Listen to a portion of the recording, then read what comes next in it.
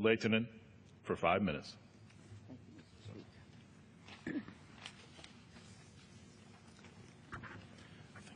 Thank you, Mr. Speaker. I rise today to recognize the important efforts made by the Kurds and the Peshmerga in the fight against ISIS. Secretary of Defense Ash Carter said last December that, quote, "The Kurdish Peshmerga have been exactly what we have been looking for in this whole fight in Iraq and in Syria, namely a capable and motivated force that we can enable," end quote. And as you know, Mr. Speaker, we need to do more to combat ISIS on the ground and also to help our allies who are willing to join us in this effort. ISIS is a brutal evil, and it is one of the greatest threats to both our national security and to the security of our allies in the region. We continue to read reports of ISIS raping women, beheading captives, and brutally torturing their prisoners. And ISIS's alleged use of chemical weapons against the Kurds in Iraq and Syria reaffirms the danger posed by this terrorist group. During the conflict against ISIS, the Kurds tell me that at least 1,600 Peshmerga forces have died and thousands more have been wounded. And we see some of these pictures here on this graphic.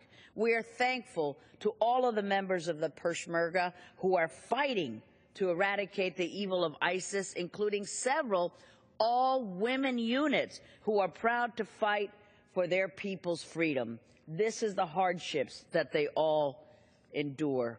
Unfortunately, the Peshmerga still don't have the proper weapons,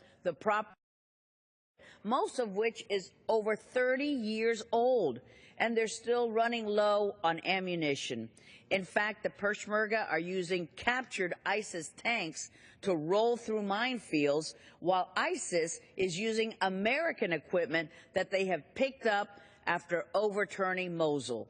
I am proud to be an original co-sponsor of the legislation introduced by the chairman and ranking member of the Foreign Affairs Committee, which would authorize the direct provision of weapons to the Peshmerga, a bill which our committee passed unanimously in December.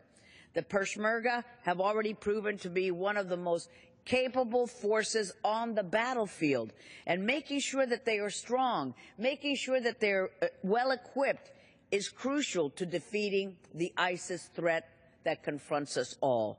The Peshmerga are continuing to fight despite not being paid for months, with uncertain logistical backup and with inadequate weapons and equipment. 3 strikes against them. The Peshmerga need our help, and we must get them what they need in order to have them continue to be successful. The Peshmerga provides safe havens for Muslims, for Christians, for Yazidis, for people of any religious minority who have been oppressed. And according to the Kurds, about 300,000 Syrian refugees and 1.5 million internally displaced persons are in the Kurdistan region, where there is a growing humanitarian crisis. And I will turn to the other poster that I have, Mr. Speaker.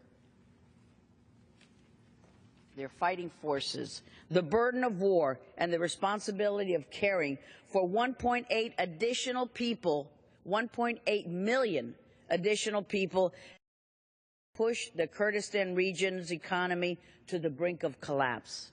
My friend Igor Pasternak recently briefed me on his visit to the Black Tiger Peshmerga base south of Mosul on the ISIS front line, where he introduced me to the Kurdistan regional government's representative to the U.S., Bayan Sami Abdul Rahman. Ms. Rahman's parents were sentenced to death by Saddam Hussein because they refused to bow down to his tyranny, and instead they fought for Kurdish liberation and for human rights. Her parents lived to see Saddam's downfall, and her father continued his leadership role in the Kurdish region struggle before being tragically assassinated by Islamic extremists in 2004. In the Iraq city of Erbil, Sami Abdul Rahman Park honors Ms. Rahman's father and, more importantly, recognizes the immense oppression suffered by the people of Kurdish extraction. I am pleased that the KGR Representative Rahman is in the gallery today. And, Mr. Speaker, in closing, I'd like to announce that I will soon be introducing a resolution to honor the brave men and women of the Peshmerga and their families who are fighting bravely against the brutal evil of ISIS, and to stand with the Kurdish people as they continue to endure great hardships during this war. God bless each and every one of them. Thank you, Mr. Speaker, for the time. Gentlewoman's time has expired.